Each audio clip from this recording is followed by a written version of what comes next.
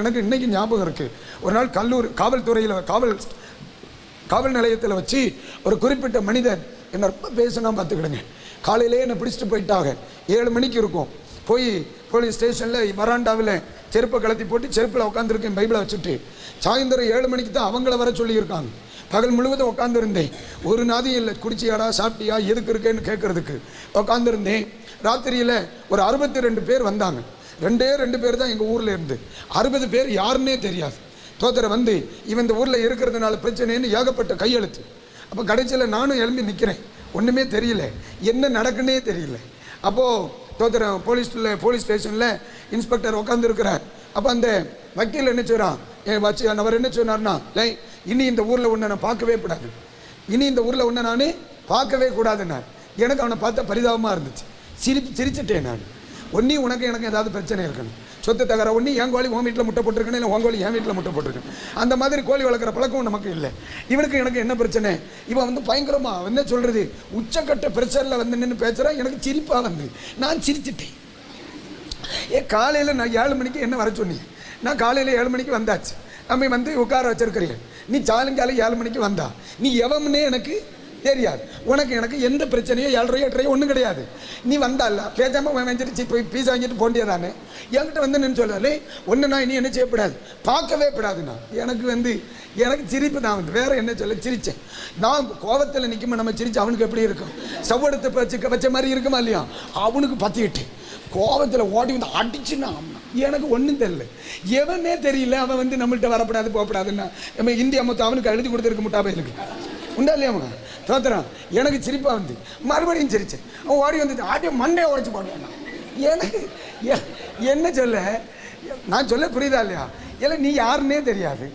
ஒரு ஹோட்டலில் வந்து மண்டை அடிச்சு போட்டேன்னா எனக்கு பார்வையில் நீ லூசு பையன் தானே. எனக்கு அவனை பார்த்தா சிரிப்பு தான் வந்தது. அப்போ ஓடி வந்து சொன்னோடனே மறுபடியும் நான் சிரித்தேன். இவன் மறுபடியும் வந்து சொன்னான், அப்படிக்கு காலை அடிச்சு ஓடிச்சு போட்டேன். நான் ஒன்றுமே சொல்லலை, நான் சிரிச்சு நின்னேன். அப்போ இவனை கூட்டிகிட்டு வந்த ஊரில் 2 பேரில் ஒருத்தன் உண்டுல்ல, அவன் வந்து சார் அவனுக்கு பைத்தியம் வாருங்கன்னு கூட்டிகிட்டு போய் அப்போந்தான் என் அழைப்பு எனக்கு கன்ஃபார்ம் ஆச்சு. ஆமாம்மா, பைபிள் என்ன சொல்லுது? சிலுவையை பற்றிய உபதேசம் கெட்டு போகிறவர்களுக்கு ஞானிகளை வெட்கப்படுத்தும்படி லூசு பையில தெரிந்து கொண்டார், பைபிள் சொல்லுது. அப்போ என் அழைப்பு எனக்கு அப்போ தான் தெரிஞ்சு அவனுக்கும் தெரிஞ்சிருக்கு இவன் பைத்தியக்கார பையன். ஏன்னா ஞானிகள் நிறைய பேர் நீங்கள் அங்கே இருக்கீங்க, என்ன லூசு பையல் கையில் பைபிளை தந்திருக்கிறார். அப்போ அழைப்பு கன்ஃபார்ம் ஆயிட்டு. ஆண்டவர் தான் நம்ம அழைச்சார், கண்டினியூ. ஒரு ஆமைன்னு சொல்லுங்க. அவனுக்கு பொறுக்கலை. நான் சிரிச்சதை பார்த்து அவன் சொல்லி அவன் லூசு பையன் சார் நீங்கள் வாங்க. அவன் கடைசியில் அவன் வெளியே போகும்போது சொல்லிட்டு போனான், ஒன்று அந்த ஊரில் பார்த்தோம்னா அடிச்சு காலை ஒடிச்சு போடுவேன். சிரிச்சுட்டே வந்துட்டு வெளியே வந்து இவன் ஏன் இவ்வளோ சாப்பிட்டு போட்டேன்? எனக்கு ஒருபடியும் இல்லை. ஆனால் ஆண்டவர்கிட்ட வந்து சொன்னேன், எனக்கு கேட்குறதுக்கு யாருமே இல்லைங்க, கேட்குறதுக்கு யாருமே இல்லை. தண்ணி குடிச்சியான்னு கேட்குறதுக்கு யாரும் கிடையாது. இந்த வேதத்தை சுமந்துக்கிட்டு ஒரு பைத்தியக்காரன மாதிரி நான் எத்தனையோ நாட்கள் இந்த பூச்சு காலால் என்னை காலை பிடித்து தட்டி ஏம்பில் இங்கே இருக்கேன் அப்படின்னு கேட்பான். கையில் பைபிள் இருக்கும். போலீஸ் ஸ்டேஷனில் வெளுத்து போய் உட்காந்துருப்பேன். ஒரே ஒரு ஆதரவு, பைபிள் சொல்லுது, பெத்த அப்பனை போல உனக்கு ஆதரவாக இருப்போம். அந்த வார்த்தையெல்லாம் பயங்கரமானதுடா. எல்லாத்தையும் இப்படியெல்லாம் ஆண்டவர் சொல்ல மாட்டேன்.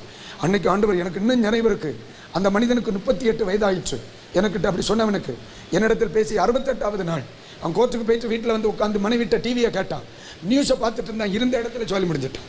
அவங்களோட 68வது நாள் அவனுடைய மரணத்திற்கு பின்பு அடக்கம் நடக்கும் பொழுது ஊரில் பேசிக்கிட்டாங்க. அதுக்கு பிறகு தான் அவன் கொஞ்சம் ஊரில் நம்ம ஊர்லேருந்து ஒரு 3 கிலோமீட்டர் தள்ளி அவன் ஒரு ஊழியக்காரனுக்கு விரோதமாக எழும்பினானா 90 தாண்டலைங்கிற பேச்சு வந்துருச்சு.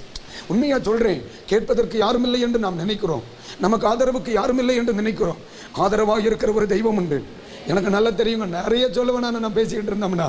தகப்பன் தன் பிள்ளைகளுக்கு ஆதரவாக இருக்கிறது போல நல்ல ஒரு தகப்பனாக, எல்லாரும் இந்த வார்த்தையை சொல்லுங்க, நல்ல ஒரு தகப்பனாக, பிள்ளையின் மேல் கரிசனை உள்ள நல்ல ஒரு தகப்பனாக, பிள்ளையை நேசிக்கிற ஒரு நல்ல தகப்பனாக, பிள்ளையை போஷிக்கிற நல்ல ஒரு தகப்பனாக இந்த நாள் முதல் அருமை இரட்சகர் உங்களுக்கு ஆதரவாக இருப்பாராக.